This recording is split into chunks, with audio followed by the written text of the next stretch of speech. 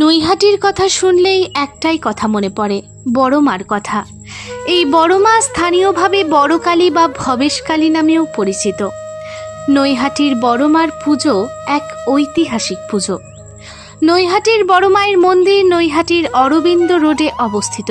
প্রায় 100 বছর আগে ভবেশ চক্রবর্তী নামে এক ব্যক্তি নবদ্বীপে ভাঙা রাস দেখতে যান তার 4 বন্ধুরা মিলে, এবং সেখানে বড় বড় মূর্তি দেখে তার চক্ষু চড়ক গাছ হয়েছিল। তখন সেই মূর্তি দেখে তার মনে হয়েছিল নৈহাটিতেও একটি বড় কালী প্রতিমা তৈরি করা দরকার। তাই নবদ্বীপ থেকে নৈহাটিতে ফিরে এসে কালী পুজোর আগে তিনি একটি কালী প্রতিমা তৈরি করলেন, যা ভবেশ কালী নামেও পরিচিত। তারপরে দীর্ঘদিন ধরে স্থানীয় মানুষের মুখে বড় কালী বলে শেষে বড় মা হিসেবে পরিচিতি লাভ করে নৈহাটির বড় মা, আমাদের সকলের বড় মা। আজও দেখা যায় বড় মার মন্দিরের গর্ভগৃহে মায়ের কোষ্ঠী পাথরের মূর্তি রয়েছে। প্রতি বছর কোজাগরী লক্ষ্মী পুজোর পর 21 ফুটের মাটির প্রতিমা তৈরির কাজ শুরু হয়। জানেন কি, বড় মার পুজোর জন্য কখনো চাঁদা বা দক্ষিণা নেওয়া হয় না। মায়ের আশীর্বাদে তার গায়ের গয়না থেকে ভোগ, পুজোর সামগ্রী, পুজোর সমস্ত খরচ বহন করেন সাধারণ ভক্তরা। বড় মায়ের গায়ের গয়না দেখলে অবাক হতে হয়, কারণ তার গা পুরো সোনা রূপো দিয়ে মোড়ানো থাকে। স্থানীয় মানুষদের মুখে শোনা যায় সোনা ও রূপো ছাড়া কোনো ধাতুর অলংকার মা পরেন না।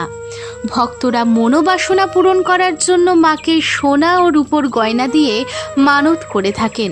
তাই 1.5 কোটি টাকার সোনা ও রূপোর গয়না পরেন বড় মা। আপনি যদি মনে থেকে কিছু চান, বড় মার কাছে বড় মা কখনোই ফিরিয়ে দেবেন না আপনাকে। এমনই মনে করেন বড় মার কাছে যারা গেছে সেই সকল মানুষ। যারা যায়নি তারাও মনে করে বড় মা কাউকে ফিরিয়ে দেয় না। তাই তো প্রতি বছর সোনার উপর গয়না দিয়ে মানুষ মুড়িয়ে দেয় বড় মাকে। তাদের ইচ্ছে পূরণ হলে তাদের মানত দিয়ে মুড়িয়ে যায় বড় মাকে। 100 কেজি সোনার গহনা পরে বড় মা।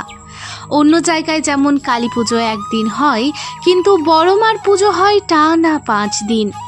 যেমন বড় মার পুজো না হলে নৈহাটিতে অন্য কোনো কালী ঠাকুরের পুজো হয় না, তেমনি বড় মায়ের বিসর্জন না হওয়া পর্যন্ত নৈহাটির অন্য কোনো কালী মূর্তিকেও বিসর্জন করা যায় না। নৈহাটির বড় মায়ের নিয়ে আর কি বলবো। আবারও বলি, ভক্তদের বিশ্বাস বড় মায়ের কিছু চাইলে বড় মা কাউকে ফেরান না। সেই থেকেই উঠে এসেছে ধর্ম হোক যার যার, বড় মা সবার। নৈহাটির বড় মায়ের আরও গল্প জানতে চাইলে চ্যানেলটা সাবস্ক্রাইব করে কমেন্টে লিখবেন জয় বড় মা। আজ এই পর্যন্তই, দেখা হচ্ছে নতুন কোনো ভিডিওতে।